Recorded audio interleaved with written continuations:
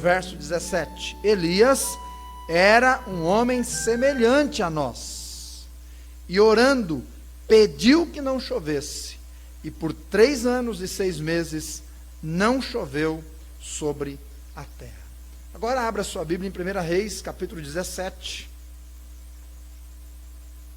Aqui no livro de Tiago nós temos citado o homem que era semelhante a nós, Elias. E lá em 1 Reis, a partir do capítulo 17, nós temos então a história de Elias. E para nós sabermos em que é que Elias era semelhante a nós temos que ir para a história dele, né? Mas antes, deixe a sua Bíblia aberta lá, nós vamos orar, e aí nós vamos introduzir-nos no assunto, e depois chegamos ali no capítulo 17. Curve a sua fronte, vamos falar com Deus. Senhor, que grande bênção estarmos aqui na tua casa hoje. O Senhor cuidou de nós, mais um dia, mais um início de semana. Pai, muito obrigado. Poderíamos realmente, Deus, estar fazendo qualquer outra coisa, como orou a irmã, mas aprove ao Senhor mover o nosso coração para que pudéssemos valorizar o culto ao Senhor na quarta-feira. E cá estamos. É claro, o Senhor tem um plano, um propósito, e o Senhor quer nos instruir, e cada um com quem o Senhor quer falar está aqui nesta noite. Então, Pai, pedimos em nome de Jesus, fale conosco, de tal forma, que no término desta mensagem, quando formos orar, nenhum de nós tenha qualquer dúvida daquilo que o Senhor queria nos orientar e instruir nesta noite. É o que pedimos em nome de Jesus. Amém. Naturalmente, quando grandes feitos são realizados, né, feitos enormes, nós tendemos a admirar os realizadores. Tendemos a admirar as pessoas que realizaram aquele feito. E aí nós corremos um sério risco, que é o de idolatrar pessoas. Não é? Começamos a idolatrar pessoas, e isso é pecaminoso. Isso é pecaminoso. No meio religioso não é diferente. Facilmente a gente tende a idolatrar alguém. Facilmente. Deixe-me fazer uma pergunta para os irmãos que estão aqui, ou em qualquer lugar que estiverem nos ouvindo. De onde surgem os ídolos? E eu vou responder. A maioria deles surge do fato de que alguns lhe atribuem milagres, os elevando a um patamar superior aos demais, tornando-os, assim, merecedores de veneração. Tanto é que vira e mexe alguém está sendo canonizado por aí. É ou não é? E por que está sendo tornado, entre aspas, santo? Porque foi-lhe atribuído um milagre, de modo que tal pessoa deixou de ser meramente humana para entrar para o mundo dos deuses, dos ídolos, não é? É assim que um ídolo normalmente surge. E você tem tantos no Brasil, tantos no Brasil. Ele deixa o reino dos homens para ser incluído no reino dos deuses. E sabe que não é só no meio religioso que isso acontece, não. No meio do verdadeiro cristianismo, isto também pode ocorrer. Pode ocorrer. Porque nosso coração, já disse alguns escritores de aconselhamento, é uma fábrica de ídolos. Não é? Então, quando alguém desponta como bom nisso, bom naquilo outro, bom pregador, um excelente orador, logo, facilmente tal pessoa está sendo colocada num pedestal, querendo ou não, por alguns. E talvez de uma forma mais sorrateira, mas é plenamente possível isso acontecer. Como é que isso acontece no meio, não é?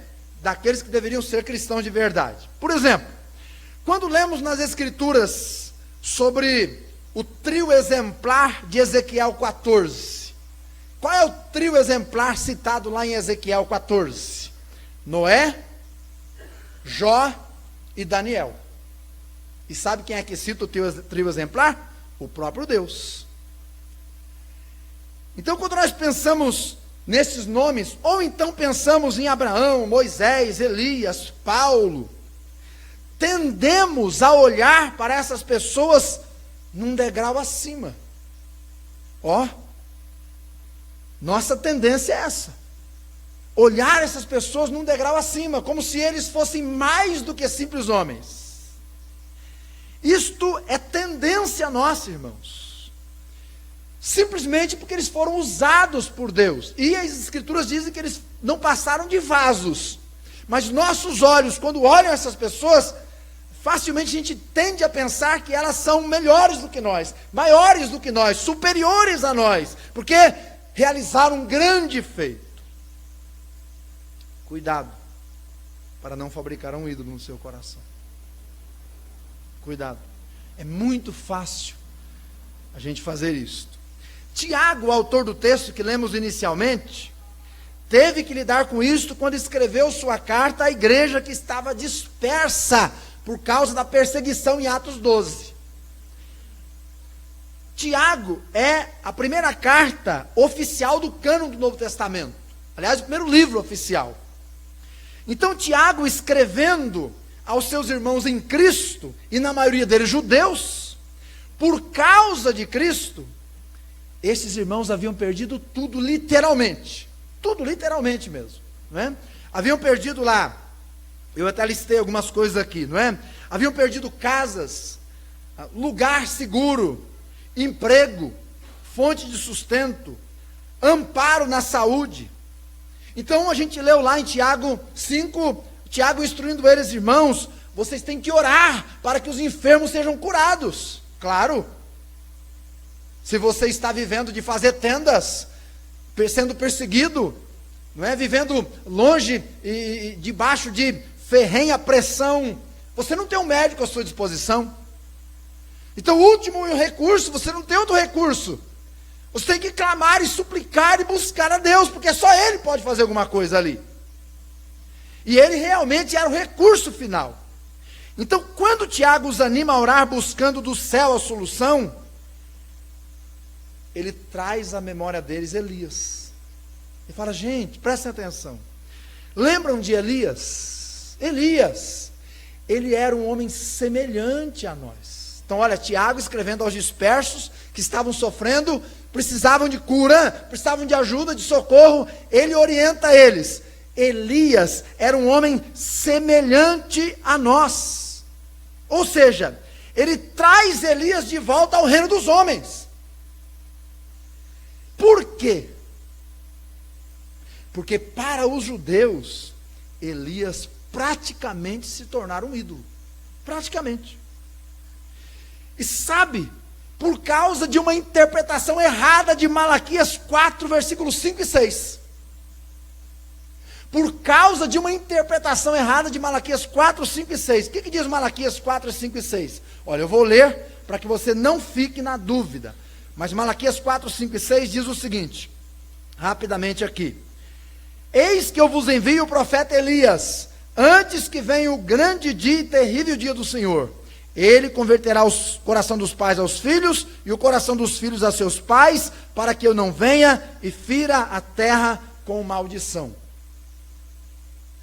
Note que o profeta diz, eu vos enviarei Elias. Mas Elias, meus irmãos, quando Malaquias escreve, já tinha ido para o céu, E o profeta diz, vos enviarei Elias. E aí os judeus interpretaram isso literalmente. Então, aguardavam Elias, que ia vir e fazer algum milagre grandioso, como ele fizera no passado. Quem sabe, não é? Libertar o povo de Israel da mão do jugo romano. Mas essa interpretação literal daquele texto profético está completamente errada. Tanto que nesta profecia é dito que Elias seria o precursor de um tempo de restauração. Quando Jesus vem, lá no capítulo 17 de Mateus, Jesus diz para os discípulos, olha, o Elias lá de Malaquias 4, 5 e 6, não é o Elias lá de 1 Reis que vai reencarnar, que vai descer do céu e vai estar, não é esse não. E Jesus aplica aquela profecia, sabe a quem? João Batista. Mas os judeus, interpretando erradamente, praticamente estavam idolatrando Elias. Logo, nós temos a facilidade, note, de errando interpretações bíblicas, muitas vezes, criar ídolos. E você sabe que tem denominações que fabricam dezenas de ídolos todos os dias, porque erram não conhecendo as Escrituras. Claro que Elias apareceu no Novo Testamento. Apareceu ou não apareceu? Claro, no Monte da Transfiguração. Mas ele não veio restaurar. Quando ele apareceu, ele não veio fazer o que João Batista, que veio no espírito de Elias, no caráter de Elias, no poder de Elias, não é? Ou seja, usando o mesmo poder de Elias, poder de Deus.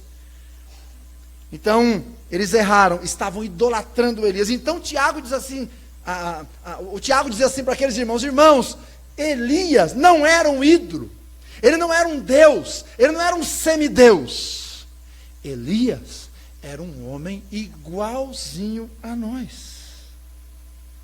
semelhante a nós. Então, além de desmistificar, Tiago queria algo mais. Ele queria incentivar os irmãos a orarem como Elias orou, ou a viverem como Elias viveu, para usufruírem das bênçãos que Elias recebeu. E aí a pergunta que nós temos que fazer então é: em que Elias era semelhante a nós? Em que? Em que Elias era semelhante a nós? E agora nós estamos em 1 Reis 17 então. Porque Tiago disse: ele era semelhante a nós. E ele orou e Deus ouviu. E olha, não foi qualquer oração. Ele orou e 3 anos e meio não choveu. Depois ele orou e deu chuva novamente. Gente, não é qualquer um, e não é qualquer época, e não é em qualquer momento que você está orando para chover e chove, você está orando para parar e para. Mas isso não quer dizer que Elias era um semideus. Não. Ele era um homem igual a mim e a você. Vamos ver de que forma. Então, em primeiro lugar, de que forma Elias era igual a nós? Número 1, nos seus desafios diários, ele era igual a nós. Preste atenção, Elias viveu uma vida intensa, curta, ao meu ver, comparada a outros, mas não pequena, porque uma vida pode ser curta, mas não precisa ser pequena. Ela tem que ter significado, tem que ser sentido, ela tem que ter valor, ela tem que ter realizações, ela tem que ter dependência de Deus, ela tem que glorificar o nome do Senhor. Então ele viveu intensamente diante de Deus e dos homens. Seu ministério dura cerca de 20 anos, que vai de 874 a 853 a.C. E foram 20 anos de ministério tremendamente árduos, não é? Porque Elias tinha desafios diários. Agora, claro que compensaram os desafios, claro, porque no final da vida ele foi levado ao céu num redemoinho, nem morrer ele morreu, olha que bênção. Mas isso não significa que a vida foi fácil, a vida foi muito difícil para ele, teve muitos desafios. Acompanhe comigo agora na sua Bíblia, em 1 Reis, que eu vou citar os textos, para que você possa grifar na sua Bíblia aí. Primeiro, quais eram os seus desafios? Primeiro, ele é levantado para profetizar contra simplesmente o rei de Israel. Capítulo 17, 1. Então Elias, o tisbita dos moradores de Gileade, disse a Acabe: vive o rei, aliás, vive o Senhor, Deus de Israel, perante cuja face estou, que nestes anos nem orvalho nem chuva haverá, senão segundo a minha palavra. Elias é levantado para ir e confrontar Acabe, um terrível rei de Israel. Você sabe que o Lula hoje, não é, foi sentenciado a 9 anos de prisão. É a primeira sentença só. Tem várias por sair ainda. É admirável a coragem do juiz Sérgio Moro. Você sabe que nunca no Brasil um presidente foi condenado à prisão, não é? É fato inédito. Você acha que esse homem não está sendo perseguido e pressionado, e você acha que não há pessoas intentando o mal contra ele? De todos os lados, de todo tipo? Claro que é. Porque é difícil confrontar pessoas. Uai, a gente vê um irmão no pecado, não é? Às vezes a gente vê. um palavrão que a pessoa falou, um distrato que a pessoa fez com outro, uma manobra errada no trânsito. E muitas vezes, sabe o que a gente faz? A gente fica quietinho como se não viu nada. E sabe por quê? Porque é difícil confrontar as pessoas. É ou não é? É claro que é, ué. É claro que é difícil olhar no olho e dizer, irmão, você está em pecado. Mas Elias é levantado, e o primeiro desafio dele como profeta, encarar o rei e dizer, rei, você está em pecado, e o juízo de Deus vem sobre Israel. É um desafio, não é? É um desafio. Lá dentro da sua empresa, você descobre que o tesoureiro está, ó. E se você descobriu, quem é que tem que lidar com a situação? Eu não, pastor, eu não vou lidar. É porque é difícil, né? Mas seria você, ou eu, se for eu que vi. Então, primeiro desafio, ter que confrontar pessoas. Agora imagina confrontar o rei. Segundo, versículo 3. Vai-te daqui e vira-te para o oriente, esconde-te ao ribeiro de Querite, que está além do Jordão. Então olha só, Elias confronta o rei, e imediatamente Deus fala para ele, agora corre. Agora foge, Elias. Agora se esconde, Elias. Ó. Então, segundo desafio, por causa do confronto, teve de viver isolado por um tempo. Cerca de um ano e pouco. Isolamento. Sabe que às vezes quando a gente paga o preço de falar com alguém, você corre o risco de ser isolado. Não é? Pelo menos no coração daquela pessoa. Mas é o desafio. É o desafio. Terceiro, o versículo 4. E há de ser que beberás do ribeiro, e eu tenho ordenado aos corvos que ali te sustentem. Agora o 9. Levanta-te e vai a Serepta, que é de Sidom, e habita ali. E eis que eu ordenei ali a uma mulher viúva que te sustente. Terceiro desafio. Ser sustentados por corvos e depois por uma viúva. Eu quero fazer uma pergunta para os homens aqui. Irmãos, homens, você dormiria tranquilo se você tivesse que ser sustentado pela sua companheira? Olha, se você disser amém, nós vamos ter que conversar. Hã? Não é verdade, gente? Onde é que está a hombridade desses homens? Se você disser amém, nós vamos ter que conversar. Agora, percebe Elias. Percebe Elias. Deus disse, você vai ser sustentado por corvos. Quer dizer, ele não tem saída. E depois dos corvos vai piorar. Aí você vai ser sustentado por uma viúva. Dentro da lei de Israel, as viúvas é que deveriam ser cuidadas. Mas note o desafio de enfrentar a sua própria hombridade, de ter que se submeter a essa direção de Deus. Ou seja, Elias tinha que aprender a dependência de Deus. Claro, irmãos, às vezes a gente como casal passa por intempéries na vida, e o marido perde o emprego, não é? E aí por um tempo, graças a Deus que a esposa está trabalhando, que não nos acomodemos com isso, né? Mas às vezes acontece, e é humilhante. Mas isso também significa que a gente está aprendendo a dependência de Deus. Depender da forma como Deus está nos sustentando naquele momento. Elias teve que aprender. Um pouco mais. O capítulo 18 agora, verso 22. Abra lá a sua Bíblia. Capítulo 18, verso 22. Então disse Elias ao povo, só eu fiquei por profeta do Senhor, e os profetas de Baal são 450 homens. Então olha outro desafio aí. Ele enfrentou os 450 profetas de Baal num teste fantástico de fé. Mas qual é o obstáculo aqui, a dificuldade? Pressão. Você já enfrentou pressão na sua vida? Pressão dentro da família, pressão no trabalho, pressão dentro de casa, de fora de casa, pressão da vizinhança. É um outro desafio de Elias. Capítulo 19 agora, versículo 2. Então Jezabel mandou uma mensagem a Elias, um mensageiro a Elias a dizer-lhe, assim me façam os deuses de outro tanto, se de certo amanhã a estas horas não puser a tua vida como a um deles. Ou seja, manda avisar Elias que a morte dele já está encomendada. Elias foi caçado por Jezabel, a rainha. Ou seja, perseguição. Perseguição. Capítulo 19, versículo 9. Acompanha aí. Vai lendo na sua Bíblia, seja um bereano. E ali entrou numa caverna e passou ali a noite. E eis que a palavra do Senhor veio a ele e lhe disse: que fazes aqui, Elias? Então, depois de fugir de Jezabel, ele encaverna e entra em depressão. Ó, entra em depressão. Outro desafio. Quem é que nunca passou por perseguição? Quem é que nunca intocou-se? Quem é que nunca deprimiu-se, mesmo sendo um cristão? E muitos já entraram em depressão literalmente. Capítulo 21, versículo 19, acompanhe lá. Um outro desafio. E falar-lhe-ás dizendo, assim diz o Senhor, porventura não mataste e tomaste a herança? Falar-lhe-ás mais dizendo, assim diz o Senhor, no lugar em que os cães lamberam o sangue de Nabote, os cães lamberão o teu mesmo.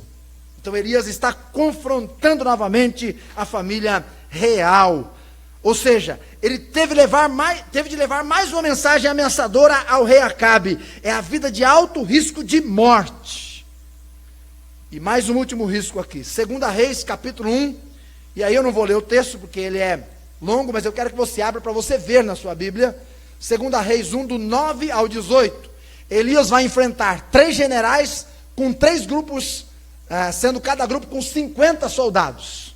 E Elias tem que enfrentar os 3, ou seja, ele tinha que desprender-se do amor à própria vida, tinha que encarar os obstáculos. Então, nessa primeira parte da mensagem, Elias era um homem, gente, semelhante a nós. Sabe por quê? Porque Elias tinha que confrontar pessoas diariamente. Elias teve que viver isolado, teve que aprender a depender de Deus, teve que enfrentar a pressão, ele foi perseguido, ele passou por depressão, ele teve alto risco de morte, ele teve que abrir mão da própria vida para viver na dependência de Deus. Você percebe como ele era um homem semelhante a você todos os dias? Porque se você pegar esses pontinhos aqui e for colocando na sua vida durante esse ano, você vai viver eles. Viver eles, cada dia, cada momento. Não é uma coisa, é outra, não é um problema, é outro. Quando não é problema de família, é problema no serviço. Quando era no serviço, é com filho. Quando era com filho, é saúde. E assim vai. Todos os dias ele tinha desafios, como eu e como você. Ele era um homem como nós. Em segundo lugar, de que forma Elias era um homem igual a nós? Nas fraquezas e lutas pessoais. Elias fraco? É. E você quer conferir? Então abra lá em 1 Reis 19. Por gentileza, este capítulo 19 demonstra isto. Olha, a vida de Elias está em 6 capítulos na Bíblia. 17, 18, 19, 20, 21. Aliás, 17, 18, 19, 21, 1 e 2 de 2 Reis. 6 capítulos só, resumem a vida de Elias. Então ele era um homem semelhante a nós, nas fraquezas e lutas pessoais, mas ele orou a Deus, e Deus o ouviu. Irmãos, a mesma oração que ele fez, nós podemos fazer, e Deus, dentro da vontade dele, pode responder conforme o seu querer, porque ele era um homem igual a nós. Nas lutas e fraquezas pessoais, ele era um homem igual a nós, e como tal, teve fraquezas e lutas. Então o capítulo 19 mostra isso. Veja comigo, por favor. Neste capítulo, você vai ver no seu sobrescrito lá em cima: Jezabel ameaça matar Elias, ou coisa semelhante. Mas Jezabel era apenas uma mulher. Um homem que enfrentou 450 profetas, não vai enfrentar uma mulher? O que é uma mulher comparada aos 450 profetas de Baal, gente? Bem, na vida de Elias, ela foi seu pior pesadelo. Ela foi o seu pesadelo de noite. Aquela mulher foi terrível na vida dele. Por causa dela, o pior de Elias, ou a sua humanidade, e nesse sentido é bom para a gente, porque foi realçada a humanidade de Elias, mostrando para nós que ele era um homem igualzinho a nós. Podia enfrentar 450 homens e correr de uma mulher. Foi o que aconteceu aí. Foi o que aconteceu aí. Por causa dela, o pior dele veio para fora. Mulheres são importantes, são bênçãos, Mas tem algumas que são perigosas. E essa era, não é? Então observe no versículo de número 3, no capítulo 19, acompanha aí. O que vendo ele, se levantou e para escapar com vida se foi, e veio a Berzeba, que é de Judá, e deixou ali o seu moço. Então veja, ele sente medo de perder a sua vida. Ó, versículo 4. E ele se foi ao deserto, caminho de um dia, e veio, e se assentou debaixo de um zimbro, e pediu no seu ânimo, o que está escrito aí? A morte. Ó, a morte. Então ele se deu por derrotado, ao ponto de orar a Deus, dizendo: Senhor, chega de viver, eu não aguento mais. Pai, olha, eu estou cansado dessa vida, essa mulher está atazanando a minha vida. Talvez você tenha uma mulher que está atazanando a sua vida, né? No caso dele estava mesmo, de verdade. E ele estava dizendo: Senhor, eu não aguento mais, chega, acabou, eu estou derrotado, Deus. Tira a minha vida.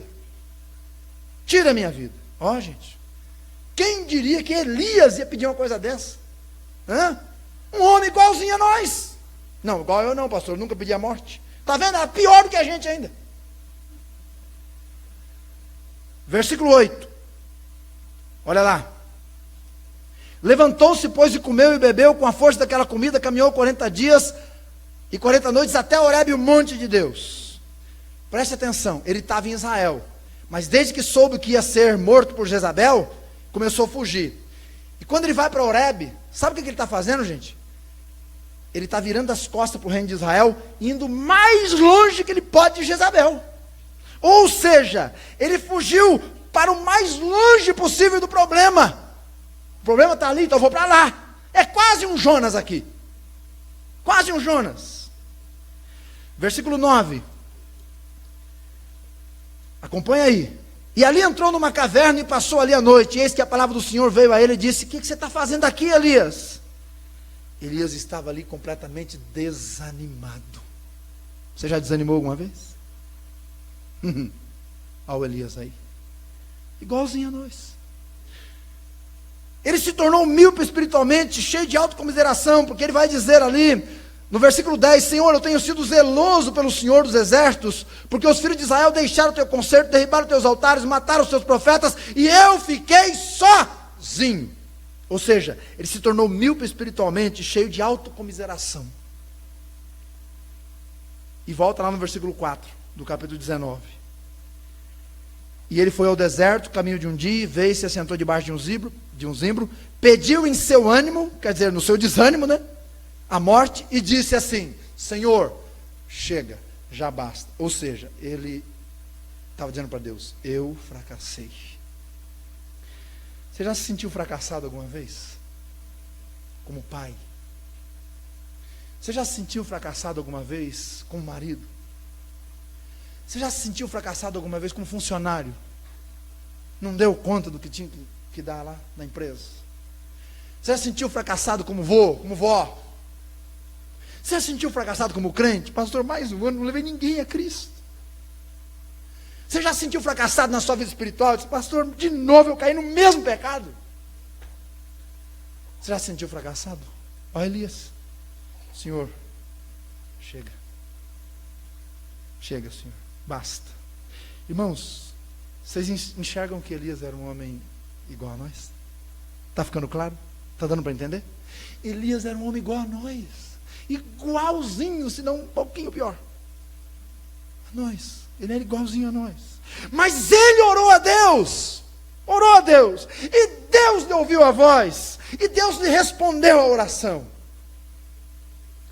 Meus irmãos, Deus não nos ouve por causa dos nossos méritos ou virtudes. Mas apesar dos nossos deméritos e pecados. Ele ouve porque decidiu ouvir. Somos seus filhos. E olha como é maravilhoso. Quando estamos bem e oramos, Ele nos ouve. Quando não há pecados, a gente ora e Ele ouve. Mas quando nós não estamos bem, estamos afundados, desanimados, deprimidos, dentro de uma caverna, não queremos falar com ninguém, batemos a porta do quarto, trancamos, apagamos a luz, tomamos um remedinho lá para esfriar a cabeça e não queremos falar com ninguém. Aí é Deus que vem. Porque Deus foi aonde? Lá dentro da caverna, Disse: Elias, o que você está fazendo aqui? Se eu fosse Elias naquele momento, irmãos, eu ia ficar vermelho, verde, roxo. E o que eu ia responder para Deus? O que eu ia responder para Ele? Difícil, né? Então, olha como Deus é bom. Quando nós precisamos de verdade, Ele vem nos ouvir, porque Ele sabe que nós somos pó mesmo, homens e mulheres, pecadores, mesmo salvos, mas às vezes pisamos na bola, sentimos desânimo, e aí Ele vem. Às vezes Ele vem pelo púlpito, né, e fala conosco pela palavra. Às vezes Ele vem lá no nosso devocional diário e pela palavra fala conosco. Às vezes o Seu Espírito em nós mexe no nosso coração. Às vezes Ele usa alguém para nos dar uma palavra de ânimo, mas Ele fala conosco, irmãos, porque é Pai, porque é nosso Deus. Elias era semelhante a nós. Terceiro, penúltimo, agora é um pouquinho mais curto. Na vida de Elias, e Elias foi um profeta de juízo, ou ministério difícil, hein? Ser um profeta de juízo, já pensou, Paulo? Só pregar juízo. Quem vai pregar hoje? Elias. Ih, esse cara só fala de coisa ruim. Quarta-feira quem vai pregar é Elias. Nem vou no culto. Não aguento mais ouvir esse Elias. Ele só fala só dá cacetada. É o pastor da cajadada. É cada pregação uma lapada. Um profeta de juízo. Mas ele era um homem semelhante a nós nas perspectivas, não é? Do seu dia a dia. A mensagem de Elias era dura como a de João Batista. Ó, semelhança. Os dois denunciavam o pecado, os dois rogavam arrependimento, e os dois afirmavam o juízo de Deus. Bem, esta é a razão porque Elias foi caçado em toda a sua vida, e João Batista teve a sua cabeça servida numa festa de aniversário de uma menina de 15 anos, ou um pouco mais, sei lá. Com esse tipo de mensagem de juízo, as perspectivas de sucesso para Elias eram zero, humanamente falando, não é verdade? Humanamente falando. Seu ministério durou cerca de 20 anos. Ele viu 2 reis no trono de Israel. Acabe e Acasias. Um foi ruim e o outro foi pior. Um foi ruim, mas o outro foi pior, conseguiu ser pior. Elias viu no meio do seu povo um governo corrupto, idólatra, injusto, trapaceiro, contrário a Deus, avarento, maligno, ditador, cheio de desigualdade social, imoral. E por aí vai. Igualzinho os nossos dias. Você vai ligar a televisão quando chegar em casa e ver notícias, aquilo que eu estou falando, você vai ver lá. Mas ele pregou, irmãos, mensagem de juízo, e ele pregou para Acabe, pregou para Jezabel, pregou para os 400, pregou para os seus discípulos, e ele proclamou, e ele pregou, e de tanto ele pregar, sabe o que mudou? Nada. Nada. Pouca coisa mudou. E sabe qual que foi o maior desafio de Elias, então, no meio de tudo aquilo? Agora presta atenção que é para você e para mim. O seu maior desafio, sem dúvida, foi nunca desanimar de servir a Deus. Foi manter a direção do seu ministério. Foi crer que a mensagem que ele pregava não era em vão. E nunca, jamais desistir de agradar o seu Deus somente. Este foi seu maior desafio. E sabe qual é o seu maior desafio hoje, o meu? Nos mantermos firmes no meio de uma geração corrupta, perversa, contrária a Deus, crendo que o Senhor nosso está mais perto de nós do que quando aceitamos a fé. Crer de verdade, irmãos, permanecer firmes, mesmo que nós tenhamos a mesma perspectiva que Elias tinha do mundo em que ele vivia. Um mundo completamente depravado. Olha, se você lê a vida de Acabe, você chora. Se você lê a vida de Acasias, então, aí que você vai chorar mesmo. Um cara que teve a capacidade, não é? De sacrificar até pessoas da sua própria família. Elias era um homem igualzinho a nós, irmãos. Num mundo terrível como o nosso. Mas, Elias orou a Deus e Deus o ouviu. E me diga, por que Deus ouviria Elias, sendo um homem igualzinho a nós, e não te ouviria e não me ouviria? Irmãos, ontem, eu tive o privilégio de ir no cartório buscar a escritura da casa ao lado. Né? Cheguei feliz da vida aqui, né, irmã Leda? Estava ou não estava? Estava. Fui em casa, estava feliz da vida. Mas quando a moça do cartório me entregou a escritura na mão, eu olhei para ela e disse assim: você não entende o que eu vou te dizer praticamente, mas eu vou te dizer. Nós oramos por isto aqui como igreja 40 anos! 40 anos! E hoje você está entregando às minhas mãos uma bênção que veio com 40 anos de oração. Ela ficou muda. Ela falou: nossa, que bênção. Falei: que bênção mesmo.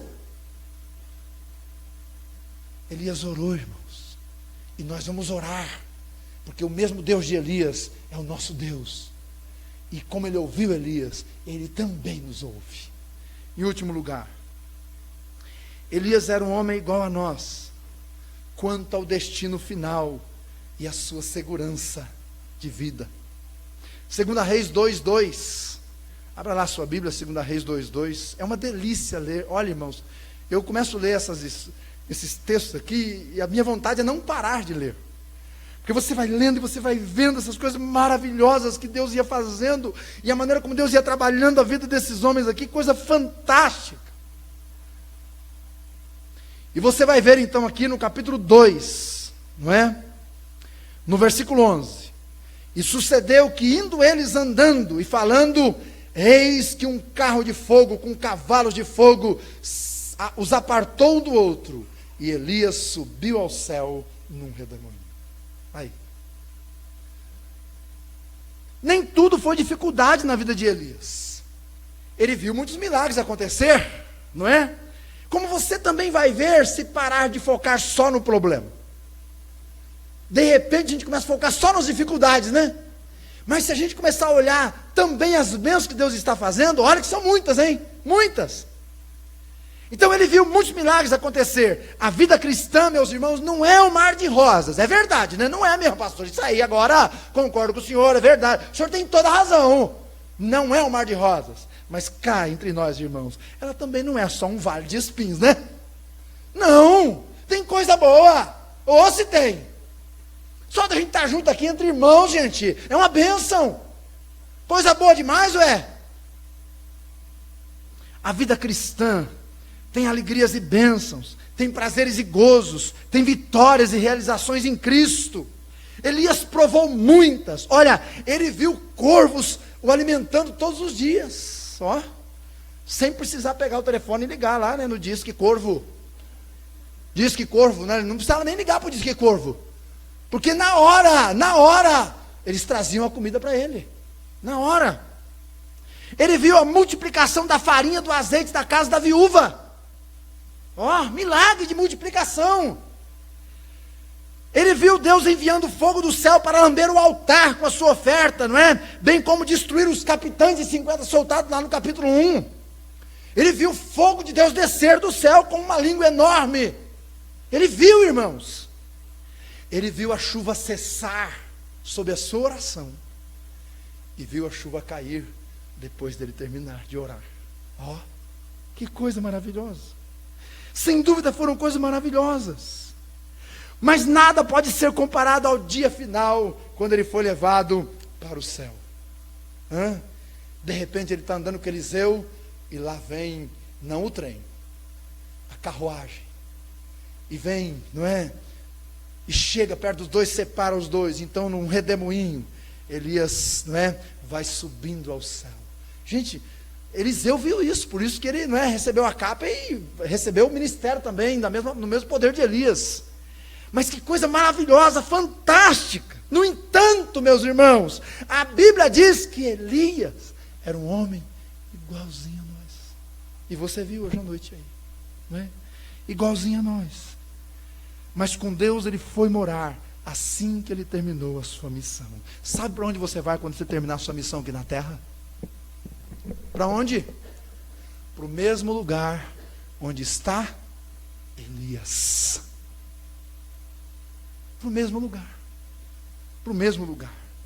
Como Elias, todos os crentes estão seguros de que assim que deixam esse mundo, ou pela morte, ou pelo arrebatamento, vão estar com o Senhor. Mas ele era um homem semelhante a nós. Eu concluo. Elias era um homem semelhante a nós. Tiago 5,17 diz isso. Mas ele orou e Deus ouviu sua oração. Você tem uma oração para fazer a Deus? Então eu quero dizer para você, Ele vai ouvir a sua oração. Ele ouve. E Ele responde quando quer, no seu tempo, de acordo com a sua vontade. Mas eu quero dizer para você que Ele ouve a oração. Nosso grande desafio é sermos semelhantes a Elias, então. Uma vez que ele era igualzinho a nós. Semelhantes na oração, semelhantes na entrega, semelhantes na fé. É entregar-se a Deus, é confiar em Deus, é viver para a sua glória. E este foi o desafio de Tiago aos irmãos dispersos da perseguição. Por isso ele escreveu para eles. E este é o nosso desafio também. E quem sabe, sendo semelhantes a Ele, não obtenhamos tão grande apreço de Deus, que desfrutemos das mesmas bênçãos. Lembre-se do que Tiago disse. A oração de um justo, um justo, pode muito em seus feitos, meus queridos irmãos, quanto mais de toda uma igreja. Elias, um homem semelhante a nós, orou e Deus o ouviu. Deus também nos ouvirá. Vamos vigiar em oração. Vamos clamar mais, buscar mais, confiar mais, esperar mais no nosso Deus. Ele está trabalhando e está nos ouvindo. Com isso em mente, com a palavra do Senhor em mente, eu quero convidar você a colocar-se em pé para nós orarmos.